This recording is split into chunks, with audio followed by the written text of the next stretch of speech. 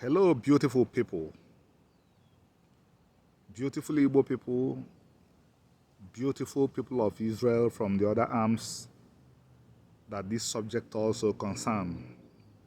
I'm going to talk about the leadership structure of the Igbos and try to connect it to the leadership structure of the Israelites.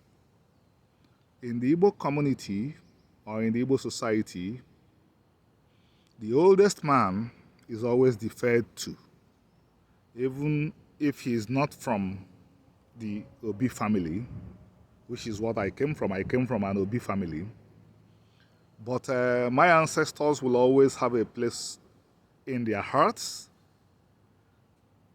a place of respect for the oldest man. We would call him the chief man. After this oldest man, then you have the Obi. And then you have the Ezemwo, who is the chief priest of the community. I would call these three personalities the public servants, the chief public servants of Igbo republics. Number one, the oldest person. Number two, the Obi. Number three, the chief priest, that is the Ezemwo. I'm making this video because, as I promised us, I will continue to do my best to see that our history is straightened out. It came to my attention recently that some people who are not familiar with Omenana are trying to infer that Dibia is in this is in this structure. No, the Igbo Dibia is just like the Igbo farmer. No difference. He's just a professional. He does a job. A Dibia only becomes important if he also happens to be a priest. Otherwise, a Dibia is not a priest. A Dibia is a doctor. Meanwhile, as I promised, I will try to connect this to ancient Israel, which is where the culture came from, which is where this structure came from. Before Moses, the Reubenites, who were Diopara, who were Okene, who were the oldest, presided over Israel. After Moses came, the Levites were elevated because during the sin of the golden calf, the Okene, the Reubenites, did not rise against that. It was the Levites who fought with Moses to remove that abomination.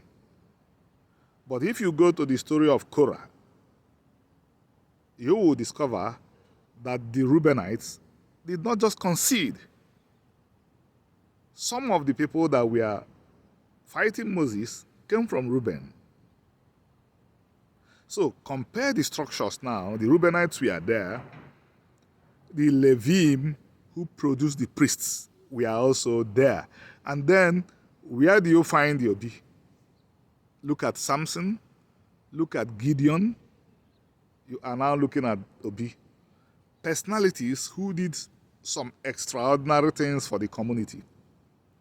The little that I learned about my own ancestor who became the Obi, or the little that I've learned about him, because learning continues, I will continue to ask questions, was that he was the strongest man in his time. He provided for the weaker members of the community, gave them land, accommodated them. We were not a warlike people, so these are feats. These are major feats that he achieved to provide for people that became weaker, gave them land, accommodated them.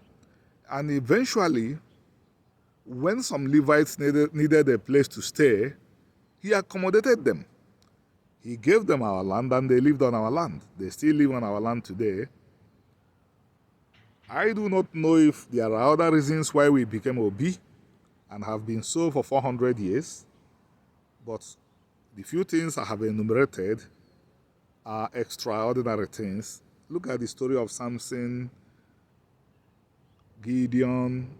They rose in time of need and defended Israel, and they became Obi. I did not read that my ancestors went to war for Egbema, but I know that they accommodated the weaker, accommodated the Levites, and the community said, okay, become the Obi, become the family that we would go to if we needed some problem solved.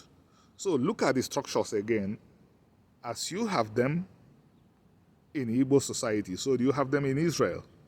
The oldest person, the priests, and the Obi, the champion of the community. Same thing in both communities.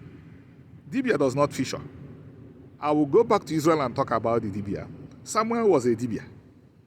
But because he was also the chief priest, the Kozai, he came close to even being a ruler of Israel. That was why he became so prominent. He combined so many offices, and professionally he was a Dibia. Otherwise, being a Dibia alone would not have placed him in the line of leadership. Likewise, go to Arrow of God, read the book. The most prominent man in that fictional community was the chief priest. His brother was a Dibia. And Achebe, that genius, said that at times you find the priest also combining the gift of Dibiaship. And they become exceptional when they do that. But otherwise, the Dibiaship is a separate office. I mean, not an office. It's not an office. It's just a craft, like a farmer. So, we would continue to throw light so that our descendants, our children, will not get into the hole we found ourselves in. Some of us think that these things are of the past, but after World War II, Japan gave a condition for surrendering. Japan said if the emperor will be molested, Japan will fight to death. Emperorship is a medieval institution, but it mattered to Japan because the Japanese culture was built around the emperor. The Japanese religion revolves around him. Whatever works for any people, let them do. Abandoning Omenana has not worked for Igbos. So Igbos have to go back to it. It was while Igbos were doing Omenana that Igbos were able to produce a society that had no destitute, no prostitute, even though it had no police, no army, and no prisons. In the 21st century, we still don't have societies that don't have destitutes, prostitutes. So what are we talking about? We have to go back to what works. Thank you, everybody.